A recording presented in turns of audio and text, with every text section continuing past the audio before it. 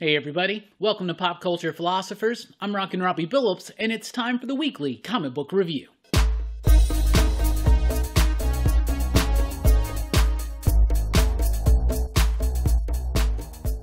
That's right, everybody. Thanks for checking out the video. I am Rockin' Robbie Billups. This is the weekly comic book review. It's the show where I read a lot of comic books, and I'll let you know what I thought about them. But first, a couple of announcements. First of all, the very first PCP exclusive variant set is here. I have them.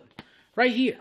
Right there. Right? So, here they are. Blood, Skulls, and Chrome, #1 from Second Sight Publishing. We got Jonathan Lau to do a really dope homage to Ghost Rider #1. We're selling sets, the Virgin Black and White Edition and the Trade Dress Color Edition. All of it for $24 plus $6 shipping, and they are about to be shipped out. So if you already purchased one and you want it to be signed by me or any other member of the Excitable PCP crew, be sure to send us an email and let us know that you want yours signed. They're really great covers, but on the back, it's also got the Pop Culture Philosophers logo. That's where we will be doing the signing if you want yours signed. We still have these available. Like I said, $24 for the set plus $6 shipping here in the US. You can let us know if you want one by sending an email, popculturephilosophers@gmail.com. Another announcement, Comics Revisited returns for Season 3 in a new format. That's right, this upcoming Monday night, Monday, June 28th, 7 p.m. Central Time. Join me, Brooks, the Brianiac, and Verno from the Cerebros podcast as we discuss Grant Morrison's new X-Men. I'm super excited to relaunch Comics Revisited as a live show where you, the audience, gets to read along and participate. So we're going to be talking about the entirety of New X-Men by Grant Morrison, Frank Quitely, and others. So get in on the scene right now. That's going to be Monday night, 7 p.m. Central Time. And I'm also excited about doing it in this format so we can bring in more guests. Usually it's just been me and somebody else, but now we get to have multiple members of the crew as well as people that are part of the extended PCP crew, PCP Army, and whatnot. In particular, talking about Verno from the Cerebros podcast this week. If you haven't checked out the Cerebros and you love X-Men, you love new comics, you will definitely want to check out his podcast. Now on to the weekly comic book review, and I do gotta say that I didn't get our Diamond shipment this week, so I didn't get to read these physically, but I did read a lot of these digitally. Of course, we got the DCs, but like we usually do, we're gonna continue and start with the pick of the week. And this week's pick of the week is Wasted Space #21. Wasted Space is back for its 5th and final arc. We recently had writer Michael Morisi on the channel, and we talked a lot about it. It's so sad for me to see this book go. This is the beginning of the end. But let me tell you, it did not disappoint. If you're not familiar with Wasted Space, I've been talking about it for years. It's literally one of the best comics that's been on shelves for the last 5 years. It is an amazing book that's a little bit Preacher, a little bit Star Wars, and all its own unique identity. It's completely Wasted Space. It's about a dude who's out trying to kill the creator. It's a little bit space opera. It's a little philosophical.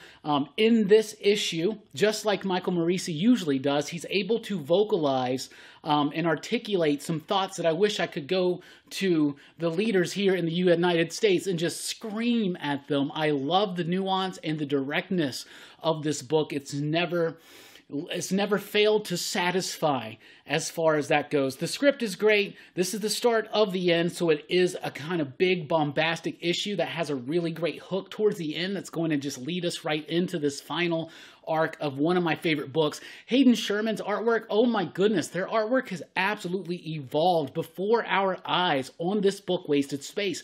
This is some of Hayden's best work I've seen on this book yet, especially with the aided assistance of Jason Werdy's incredibly textured and beautifully rich colors that add so much to the highly detailed and intricate artwork already. Jim Campbell doing a fantastic job lettering it, making it all flow. This book's got excellent composition, some layouts that I've never seen in comic books before. That's what levels it above. It's the end of an epic, and it starts in slam-bang fashion.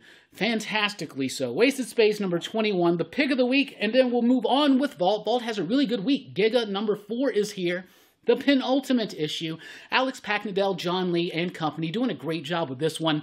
This issue is a little bit wordy, exposition-y. It's telling a lot of stuff that's happening, but everything, as far as the use of language and the narrative, everything is so perfectly and intricately placed to lead to certain reveals and certain moments of true impact in the story on a human small scale and on a societal grand scale. I really like the themes that Alex is tackling on here. The artwork seems to be a bit more rushed, not as delicate in its representation of, say, some detail or some texture, things like that. It may feel a little bit rushed at times, but aside from that, like, I really like this issue. It kicked it all up, and it was very satisfying. Then we've got Blue Flame, #2. Loved this issue. I was a little nervous about issue #1. I liked it, but it's about a superhero who's just like a regular mundane Joe who is with these other vigilantes, and then they're involved in this mass shooting and possibly killed. But on the flip side, there's a story where he's like this fantastical cosmic superhero, and he's being put on trial to defend for all the crimes of humanity, or basically to save Earth by being the sole human representative. So you got these two different stories. How do they just position against each other? Well, one is kind of average and mundane, but still very impactful on the events that are being depicted, especially grief and loss, right? And then you have this fantastical story where it seems like everything should be weightier and stuff, and it is, and there's this really great exploration there on humanity as a society, as a collective, as a whole. I really like this one. It helped iron out some of my worries from the first one. The artwork was solid. The artwork is the same throughout. It's very consistent, but it does have two different styles to represent these two different things. And then you start getting a little bit of an idea of how it's all coming together. I thought that was really, really fantastically done. And Shadow Service #9. This book is great. It's like James Bond meets Aleister Crowley. Like, it's magic and spy fiction thrown together in a very exciting and exuberant kind of way. Kevin Scott's the writer of this one. You may know him from Star Wars High Republic or other books like that, but like, this is the meat right here. And I cannot remember the name of the artist right now, but the artwork is so solid and has been solid throughout this entire thing. It's nearing its end. I don't know if it only has one more issue or if it has 3, but it feels like there's only one because a lot is ramping up, a lot is happening. The artistic depictions here of angels and demons are so exciting because they're different than anything else I've ever seen on a comic book page or on a TV screen or a film screen or anything like that, but still very much very on point, if that makes sense. Let's jump over to Marvel. Heroes Return. Okay, so this is the end of the Heroes Reborn thing, and I'm just going to go ahead and say this. I really liked Heroes Reborn, and I liked Heroes Return. This is the issue where we know what's going to happen. The Avengers versus the Squadron Supreme, the ending of this pocket universe, whatever that was created, this slight flashpointy Age of Apocalypse Avengers Squadron Supreme centric thing. As an event, it's a little lackluster because it's just a series of one-shots, but as a solid Avengers story that's really building up even more of a mystery, and there's a reveal here at the end that I thought was rather exciting. All in all, I really liked Heroes Reborn. I thought it gave a little bit of freshness and excitement back into what Jason Aaron has been building up to with Avengers. I feel that run's been a bit inconsistent, but I did like this. I thought it was a really super solid finale, you know, and an interesting setup. I'm very much more plugged in again to what Jason Aaron has planned for the Avengers book. Amazing Spider-Man 69. 69, dudes. Let me tell you something. I did not like this issue. I found it boring, dull, lackluster, did not like the artwork, but I'm not going to bash on it too much because we got the news that Nick Spencer's run's coming to an end at issue 75. So I just got 6 more of these things, actually more, because this whole chameleon conspiracy thing ends in another giant size issue. They just did that. I'll bitch about that for a second. They just did that. They just did that with one of them damn stories. I don't remember I don't know. What was the last story? Whatever it was. I don't even remember. But they ended it with a giant size finale. And now they're doing it again. Oh my goodness. And actually there's more issues if you had any idea that Sinister War is part of it. Oh my goodness. It's so close yet so far away, the end of Nick Spencer's run. Nothing against Nick Spencer. I think he's a fantastic writer. If you doubt me, read Infinite Vacation, read The Fix, read Morning Glories. But his Spider-Man It has not been for me, and I'm just so excited that it's ending. Fantastic Four Life Story number 2. I thought this issue was all right. I didn't like it as much as the first one. It's kind of doing what Chip Zdarsky and Bagley did with the Spider-Man Life Story, which is telling the Fantastic Four story reconceptualized in real time. So it really starts in 1961, and each issue is a different decade. In the second issue, it's the 70s. So this focuses a lot on Invisible Woman. I thought that Mark Russell did some really good work there, understanding the character for sure, and her place in that era of Fantastic Four history. And it's kind of true. She's kind of like shunned aside. She's kind of like invisible, right? And the way that that's kind of balanced with the overall narrative and structure of the story of the issue, I thought was pretty fantastically well done. The thing I didn't really like that much was Victor Von Doom. So this is the issue where we get Victor Von Doom. I do feel like Russell and the editors should have got together and planted the seeds of Doom earlier in the first issue, because this one, it's not that it felt out of character, but it just felt like a different version of Doom. And I hate being that guy, but hashtag not my Doom. So I thought it was okay. There were some interesting things. I really like this idea. Reed has a vision of Galactus in the first issue, and he's like super like into the idea that Galactus is coming. They got to do something about it. Obviously, we're going to keep building this up probably throughout the entire series, but it also focuses on the smaller details in a different kind of way that I thought was interesting. Gamma Flight number 1 came out this week. It's spinning out of Immortal Hulk. It's co-written by Al Ewing. This one was all right. I didn't really dig on it too much. Didn't like the artwork pretty much at all. There was some interesting stuff that happens here with certain characters like Titania and Absorbing Man, but my least favorite bit of Al Ewing's Immortal Hulk, which for the most part I've liked, it's been a bit up and down, and a little iffy and inconsistent at times, but overall, I've kind of liked it, but the Gamma Flight stuff has been some of the least interesting stuff. Like, I really like Immortal Hulk when it goes really deep into this psychological, Jungian type stuff, and when it goes into just straight up, like, body horror, right? And the Gamma Flight didn't have any of that, characters that didn't really intrigue me or interest me, so if you're, like, super hardcore into that aspect, definitely check it out. It's only a 5-issue series, but it didn't really do much for me. Marvel Voices Pride number 1. It's a one-shot comic book celebrating the LGBTQ plus characters and creators of Marvel. Now, DC just recently did a Pride one that I thought was actually way better than this one. Not saying that this one's bad. It was actually structured and done pretty well. A lot of different creators are coming in. Some strong voices, some really cool art in the book. They all do smaller little stories that just feel a bit more inconsequential, a little bit just, I don't know, it's a little bit more just not as meaningful or as punchy or as impactful as the DC one. I'm not trying to compare them, but I really like the DC Pride special, and the Marvel one was pretty decent, but it did feel a little bit long at times. But that being said, those were some nice, short and sweet stories in there. Sword number 6. I haven't read the last few issues of Sword. We were getting shorted at my shop, so I wasn't able to get a hold of them. And then I decided just to read this one because it's the Hellfire Gala and the big reveal of Planet-Size X-Men. I wanted to see what was going to happen. There's some interesting stuff that happens in this book, and to set up okay. I talked about how I didn't really like Doom in Fantastic Four Life Story number 2, but I loved Doom in this issue. Like, Al Ewing knows how to write Dr. Doom, okay? Y'all pay attention. That's how you write Victor. And Victor was totally spot on in this, and the big reveal at the end, I got nothing but respect for. That was a really well done execution of a reveal there, even though it was so obvious. A lot of the other part of the issues, though, were just kind of dull and a little bit boring. Aside from that, it was pretty dope, and Skitty's artwork was pretty awesome. Way of X number 3.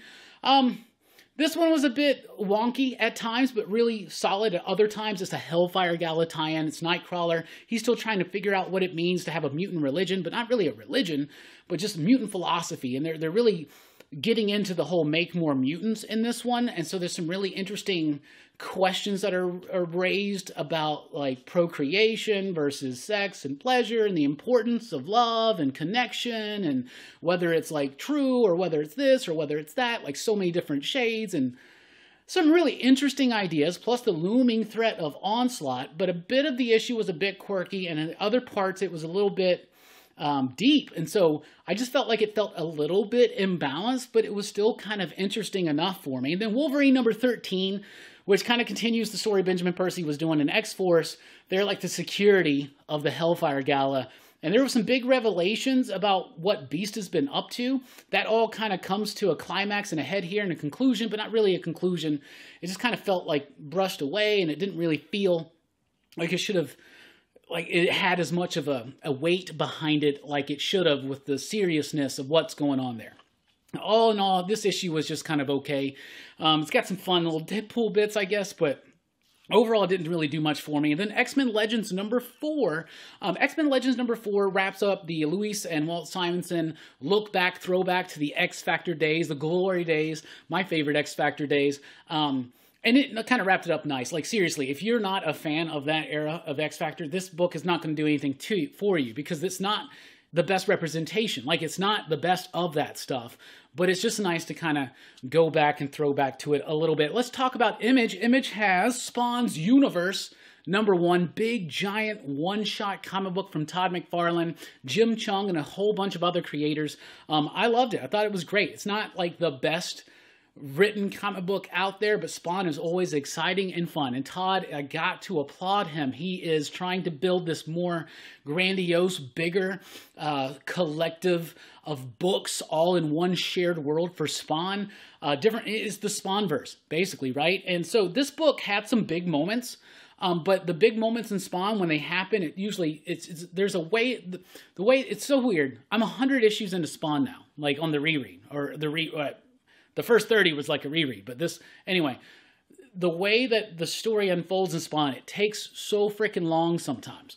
So that being said, there's some really nice payoff moments in here, including the stuff about Cagliostro, which I thought was awesome. New villains, kind of like some new interesting ideas, some explanations. I liked it. Plus there's a She-Spawn story, a Gunslinger Spawn story, and a Medieval Spawn story, and it's setting up, and I love it. I'm eating it up. Over a year ago now, became a Spawn fan overnight, and it changed my life. My life's been supremely better since. But Spawn's Universe number 1, is it a good jumping on point? Sure. Why? Because it does a lot of payoff and a lot of other setup for things that have been building for a long time. But that's what Spawn's always doing in a very old school kind of comic book way. It's always building, always building, always building. And then you have these little resolutions, but then it's always building, always building. This is a book you got to invest in. It's long term, you know? And Spawn's Universe may not be the cleanest jumping on point, but it is a jumping on point because it does a lot of explaining of what's come before and setting up some interesting things. So I'm very excited for that. Ascender number 16. Anytime Jeff Lemire and Dustin Nguyen and Steve Wands have an issue of Ascender out, I'm going to give it high praise because it's just amazing. The artwork, the coloring, the texture it provides, and the emotional resonance of the story, which I absolutely love. This was a fantastic issue. I know a lot of people were worried when Descender ended and they were like, oh, I love that book. It was a great sci-fi book in the veins of like Star Wars. But what happens when they add in magic and it's a completely new cast? And, it is so seamlessly merged in now as just part of Descender. Like, this is all one big story, and I am just loving it. Issue 16 was dope. Bitterroot number 14 was a super solid issue. There's some really great world building and explaining that's done in here, but it's done in a really cool way. The artwork by Sanford Green is always absolutely amazing and striking. If you like monster hunting type stories like Supernatural or Buffy the Vampire Slayer, this book is totally for you. It's just set in 1920s Harlem. I love this book. This one goes deep, trying to explain a little bit more about what the Jinyu are, how they're related to demons, and how that's all related to this metaphysical philosophy and reality of the world of Bitterroot. I freaking loved this issue, and recent issues have been a bit confusing for me, and I felt like I needed to do a reread, but this one just straight up just was such a perfectly crafted book, very delicately balanced with the different scenes and the shifts and the tying of the theme together. This was one of the best issues of Bitterroot since like the earliest ones, I would say. Shadecraft number 4 was fantastic. Best issue of this series yet, because it deals with some real weight as far as the drama and the tragedy that's going on. It introduces new concepts, which just makes something that could have been very simple a little bit more complex and exciting. Shadecraft's about this woman who can control shadows. She's got a brother in a coma. She's created a shadow of him, so he kind of like helps her out. So it's this nice little like buddy thing there. That gets thrown out of the wire. It gets thrown. It goes haywire, thrown out of whack, haywire in this newest issue, in the last one, and it works. It works so well. This is expertly scripted, great dialogue. Some of the best dialogue I've read in a comic book this week was in Shadecraft #4, and a vast improvement over the previous 3 issues, which I already thought were pretty freaking solid. Homesick Pilots #6 is here, the start of the 2nd arc of the Dan Waters, Casper Wingard, Aditya Bidikar absolute classic in the making.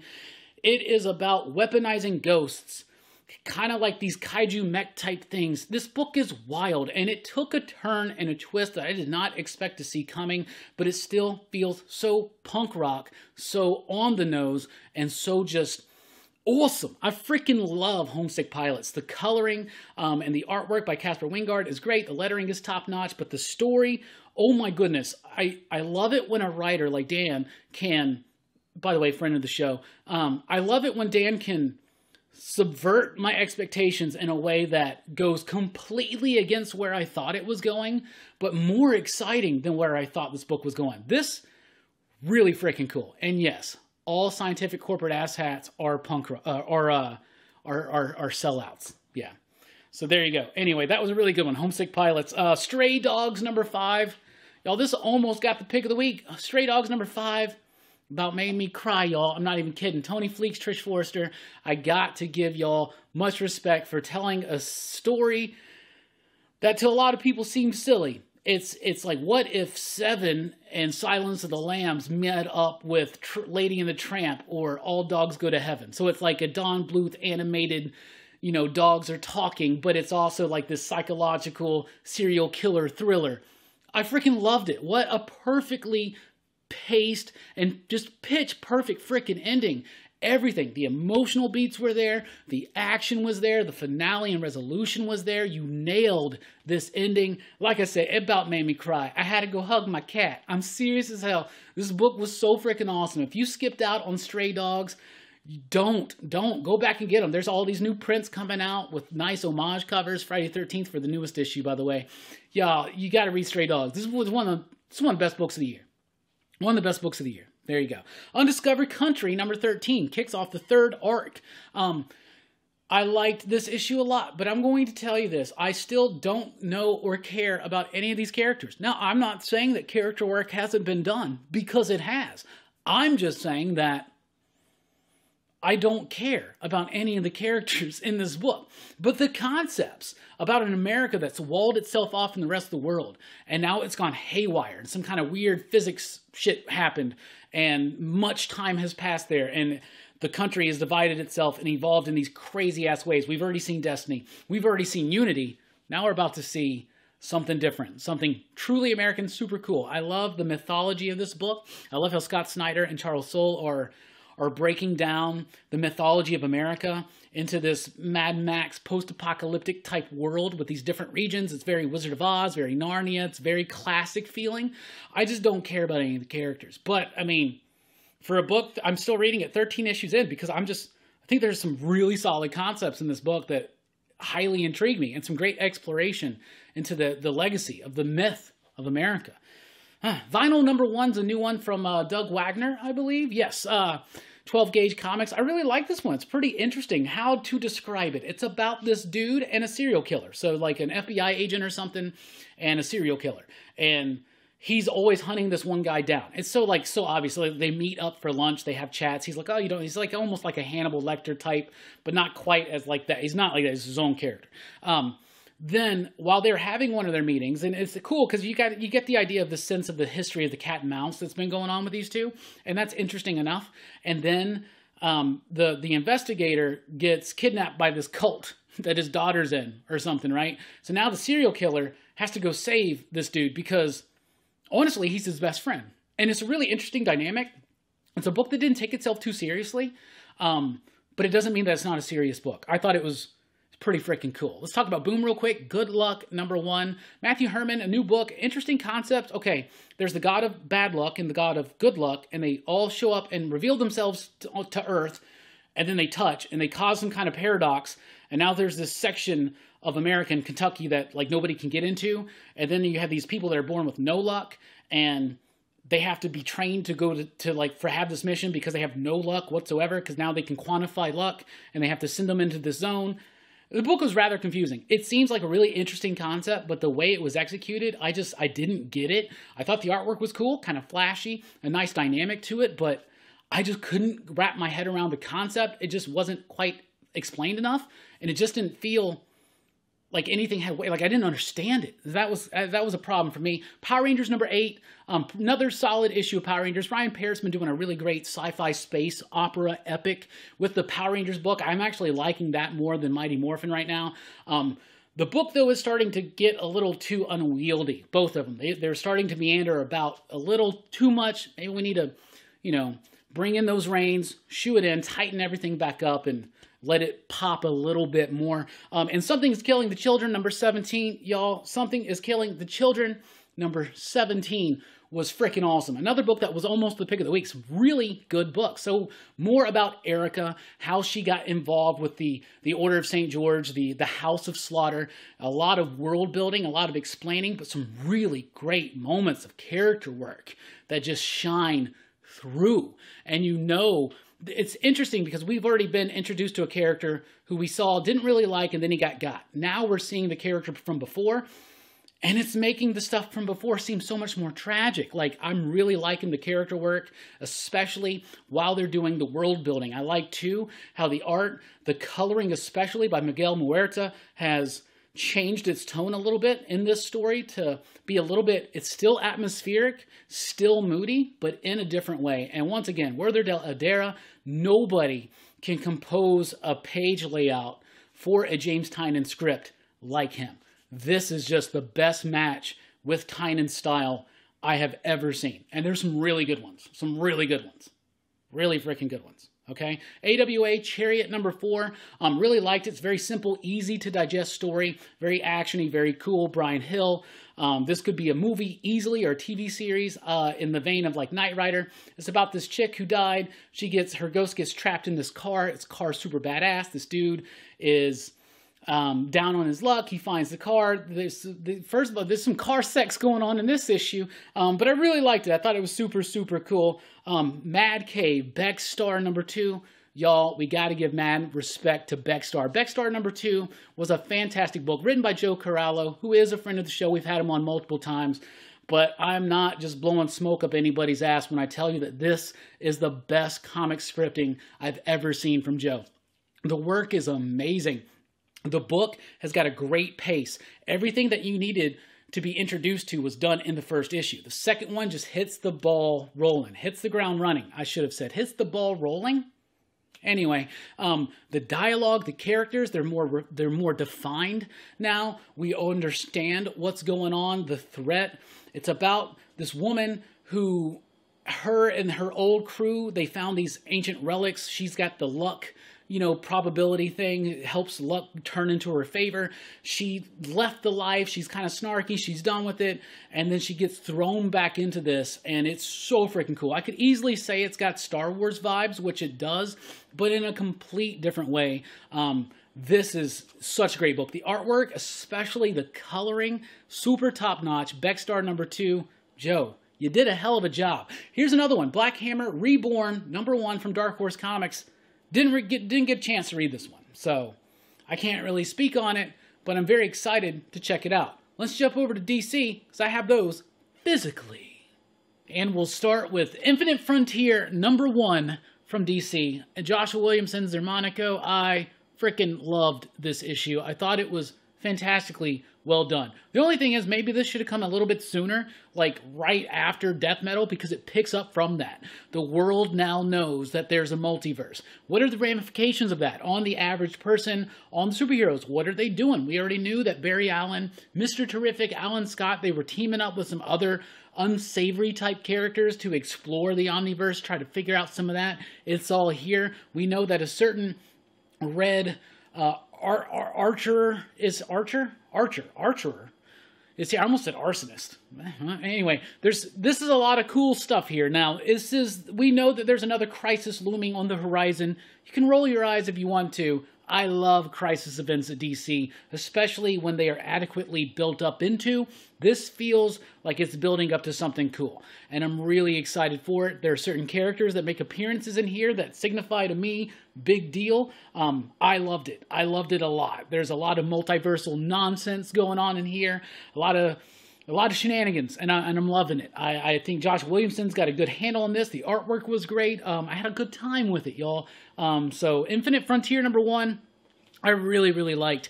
Batman Reptilian #1 is here from DC Black Label, written by Garth Ennis with artwork by Liam Sharp. Y'all, the artwork in this book is freaking awesome. I loved it. How is Liam Sharp, who has been in this industry for decades, continuously improving and getting better? It's amazing. The artwork is so luxurious and amazing and dark and interesting and just unique. The story's okay. It's Garth Ennis. He doesn't usually like superheroes or superhero comics. You get that vibe. It doesn't feel like his best work. It's all right. It's all right as far as the story goes. It's like trying to introduce this new character. It's not really tied into continuity. It's throwing out some interesting psychological concepts that I just think are a bit too simple. I don't know. The story didn't really do much for me, but the artwork, oh my goodness. I freaking loved it. And it made me miss Sharp and Morrison's Green Lantern even more. Wonder Woman Black and Gold. So we've been doing these these anthology books, DC from DC, Batman Black and White, Superman Red and Blue. So now we get a Wonder Woman one, Black and Gold. It was all right. There's a story in here by Becky Cloonan that I really like the artwork, and you know, like the name says and implies, all of the artwork is in white, black, and gold, or yellow, or orangey, or something like that. So some of the artwork is really freaking cool, especially the way it utilizes the color palette of the book. But nothing really stood out. There's some pretty solid ones here. If you're a Wonder Woman fan and you like the anthologies, definitely check it out. But it didn't wow me as much as some of the Batman Black and Whites have done. Felt more like Superman Red and Blue. Just a little bit less impactful. Decent, interesting enough. Some nuggets in there. But overall, I don't know if it's quite worth the full-on investment. Checkmate #1. I did not like this book. So this is building off of the Event Leviathan stuff that Brian Michael Bendis was doing with Alex Maleev and others like a year or two ago. And it feels so out of place because it's been so long. And in some issues, there is something that happens in Infinite Frontier that kind of undoes a lot of what Bendis, I think, is trying to do with Event Leviathan into Checkmate, whatnot. It's just a 6-issue series now. It's got some cool characters, but it did nothing for me. First of all, I was never interested in the Leviathan stuff, and now that it seems like DC's trying to move on, this book feels inconsequential and insignificant, and it didn't do anything to stand out or go beyond and above that. So, I didn't really like this one, and it's sad, because Bendis and Maleev on a book, I should totally love that. Justice League #63, it's a decent kind of wrap-up to the first arc that Bendis is doing here, the same trick he's done with a lot of his Avengers books, where he does this quick, big bang at the beginning to try to get the new team together and to set up some stuff. So, some interesting setup, especially if you're following Naomi. I would like to see that more explored in Naomi's own book, with David Walker on board, with Juan Campbell on board, or Jamal Campbell on board. But it's all right. The Bendis stuff it's all right, but it's almost like been there, done there. Bendis there, Bendis that. Anyway, but the Rom V backup story for Justice League Dark, it is a crime to me, a damn shame that he only gets like 10 pages in the back of each Justice League, because what he does with those 10 pages to me is much more profound and significant than what Bendis does with his 20. That being said, 2 completely different styles, 2 completely different books, 2 completely different teams. But overall, Justice League still a little bit of a mixed bag for me. Detective Comics is here with issue 1038. This was the wackest issue of Detective since the Infinite Frontier era started. I'm serious as hell. I have been really digging everything in Detective Comics. And then all of a sudden, this one was so dumb. Like, this Worth dude, okay, he's a rich guy. I get it. He's powerful. But it doesn't mean he's going to be able to go toe-to-toe with Batman. Plus, Victor Bogdanovic, who I usually really, really like, artwork was way inconsistent and out of whack in this one. Like, Batman's as big as this dude's arm. What, did he take some venom and I missed it? Y'all, if y'all read this, let me know if this, like, came so jarring out of nowhere for y'all. Like, I've been digging everything that was happening. And then, like, Worth has been a pretty interesting villain, but he's just some rich, powerful dude. Why is he fighting Batman like he's Bane? I don't know. The backup story of Penguin's pretty interesting. It's pretty interesting. Robin #3 is here. This book is dope as hell. So we keep talking about how this is like Robin in Mortal Kombat, right? They're on Lazarus Island. He's in this tournament. You can die 2 times there and be resurrected, but the 3rd death, you're done. And it's got Connor Hawke in it. Yo, this was the best issue of this one yet, because Damian and Connor have much more in common than I thought. And like, I'm a huge Connor Hawke fan. When I first started reading Green Arrow, it was the Connor Hawke era. It was the Chuck Dixon stuff, and I just ate it up. I love this character. I'm loving seeing him back in the pages of DC Comics. His interaction with Damian, it works. They relate, but then there's the tragic circumstances of what's going on. Really interesting, very well executed. From script to art, I thought this was just a treat and one of DC's highlights this week. Robin #3, Joshua Williamson. He killed it at DC this week. Superman #32 is here. I believe this is the last issue of Superman until it relaunches with Jonathan as Superman of Earth by Tom Taylor. That being said, this is Philip Kennedy Johnson's last issue, I'm sure.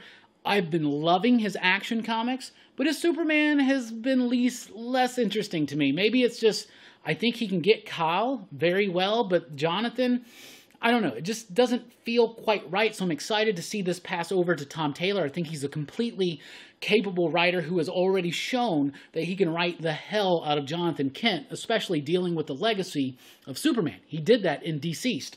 So it's nice that this is wrapping up, because I really want Philip Kennedy Johnson to focus on action, because that's one I'm really liking. By the way, we got action this week too. 1032, really great issue. A little bit of a lull, like it backs down, slows up just a little bit, but does a little bit more character work. It also shows other characters involved, like Aquaman and Batman. The artwork by Daniel Samperi is freaking amazing. Even in the most mundane circumstances, like Superman walking down the street or something, it's done and portrayed in such an epic, grandiose way that I think is much appropriate to Superman. So I'm really digging the sci-fi cosmic approach that Philip Kennedy Johnson is taking, this deliberate approach that he's taking with action, much more than Superman. So like I said, I'm excited now to see his focus be on this book, because that book has been really freaking cool. Wonder Woman 774 is here. I was worried about this issue because we got a different artist. Travis Moore has been such an amazing talent on this book, probably one of the highlights. So I was wondering if Conrad and Clunin could keep up my interest with the new art coming on with Andy McDonald. Andy McDonald, by the way, was the artist of the Multiple Man series by Matthew Rosenberg, and most recently, I Breathed a Body. A much cleaner style than I Breathed a Body, but some really cool stuff. So all the Norse stuff is over, but we get some revelations about why that exactly happened, and now we're going into Olympus, and all the gods are gone, but there's a survivor there, or at least half a survivor. I'm loving this run. I really feel like Becky Cloonan and Will Conrad understand Diana. They know how to make... Diana's a weird character because she's like this war godlike being, and then she's this like peaceful ambassador type, and the way that they make it all work together feel epic, but not like it's derivative of something else, or that she's just playing a Spartan part or something like that, like solely and uniquely Diana. I think they're doing a hell of a job on Wonder Woman right now. Harley Quinn #4 is here. This book is still good. I'm still liking it. I'm still into Harley, but it's starting to veer a little bit more back into Deadpool territory for me. I think Stephanie Phillips understands the character. I'm excited to see where she's going with this. I think Riley Rosmo is a vision on this book. I know it's not the typical art that people are expecting on a Harley Quinn book. You're probably looking for something more cheesecakey, but I really like the art here. And I'm digging the story enough. It's just not one of my big favorites at DC right now as the issues progress. But there's some interesting things going on with her road to redemption and how she's trying to spread the love, I guess, if you want to call it that. But Harley Quinn #4 was solid. It was decent. That's what I'll say about that. Batman Superman #19 is here. Loving this book. Jean Lune Yang. I felt like this book didn't have any kind of vision or direction after the Batman Who Laughs story, right, by Joshua Williamson. Yang comes in and tightens it up for me by focusing on other Batmans and other Supermans from other realities and kind of playing with that. I would have loved to see this get played around with and developed longer, but we just got word that this book's getting canned at issue 22. So at least we're going to get to see this kind of wrap up. Lou Pacino does the artwork here instead of Ivan Reis. I was worried about that, but I had no reason to be worried. The artwork was still great. I like this story. It feels classic. It feels contemporary, though, at the same time. Batman Superman number 19, loved it. Teen Titans Academy number 4. I hate doing it. You know, I get my DC books early enough that it usually doesn't bother me to read so many. Teen Titans, though, Academy, it's wearing very thin on me. I've said this before, I'll say this again, because this might be my last issue. Teen Titans Academy wishes it was something like Strange Academy. I do not care about any of these new characters, and they haven't done a very good job of making me care. At least that's my take on it. The only thing that's interesting to me is who this Red X character is. And once that's revealed, I'll hear about it on the internet. So I have found investing my time in these issues to be inconsequential to me. And I'm just not enjoying this book. I'm not digging it. I don't even have a connection to the character of Red X. I just want to know who the hell it is. The whole thing is built on that mystery. That mystery alone is what they think is going to sell this book. They're trying to introduce some new characters from different parts and different corners of the DC universe, but it's not working. Strange Academy's doing it way better. Maybe it's unfair to compare the two, but y'all, Strange Academy came first, then you did Teen Titans Academy. Mr. Miracle, The Source of Freedom, number 2. I like this issue. There are parts of it that I didn't really like. There's some interesting concepts, like where in the Omniverse are we? Because it doesn't seem like Shiloh remembers or knows Scott Free or Big Barda, which is odd to me. So there's a mystery there. They focus a little bit on the idea that Shiloh is, of course, a black man, and nobody knows that this Mr. Miracle is a black man, and then all of a sudden they start finding out, and so now they're coming at him with accusations of plagiarism because of the previous Mr. Miracles, and it's about dealing with that legacy, but dealing with the legacy in a different kind of way from a different perspective. I thought that was interesting. Is it Fico Ocio and Rico Renzi? The artwork I love. This same art team from No One Left to Fight. The artwork's dynamic. It's kinetic. This book isn't the best DC book out there, but it's way better than I thought it would be. So, I don't know. I may keep reading this. And it's an interesting way to show the Mother Box communicating. The way that they're doing it. I don't know. I liked it. Mr. Miracle, Source of Freedom, number 2. And The Dreaming, Waking Hours, issue number 11. I think this is the penultimate issue. There's only one left, I think. And it's all coming to a head. Everything with Ruin, with Jophiel, with Heather. Yeah, that's her name, right? I love the artwork. Nick Robles. Oh my freaking goodness. This is amazing as far as the artwork goes. I think there's a second artist on this one too. I'll have to find out. Because I want to say Matt Lopez is the colorist. Yeah. Oh my, and Sotomayor. Yeah. This book is freaking awesome. I love it. It's so connected and tied into what came before with the game and stuff, but it is its own thing. And I love this. Going back to the world of The Dreaming, to Neil Gaiman's Sandman universe, it's been a pleasure. It's been a joy. The Simon Spurrier Dreaming series, I've loved this one by G. Willow Wilson. Like I said, Nick Robles just doing such an amazing job on the artwork here. It's going to be sad to see this one go, and I hope that they get another top-notch, high-talented creative team to do another Dreaming series, because it'd be a shame to see that go away, because it's not very strong in sales. So that's what I read. That's what I thought. What are you reading? What are you digging? Let us know in the comments down below. Thank you so much for checking out the video. Check us out over at popculturephilosophers.com for podcasts and a whole lot more. And like I said, Comics Revisited relaunching as a live show every last Monday of the month. And it starts this upcoming Monday at 7 p.m. Central Time with a look at Grant Morrison's new X-Men. Join us over at patreon.com/PCP to help support the channel and unlock exclusive access to exclusive content like an audio downloadable version of the weekly comic book review hours before it drops on YouTube. Anyway, thank you so much. Please be sure to like, share, subscribe, click the notification bell, ding, ding, ding, so you don't miss a single video. And Bad Batch, I'm watching you. I've been rocking Robbie Billups. Thanks for rocking with this station. Keep on reading.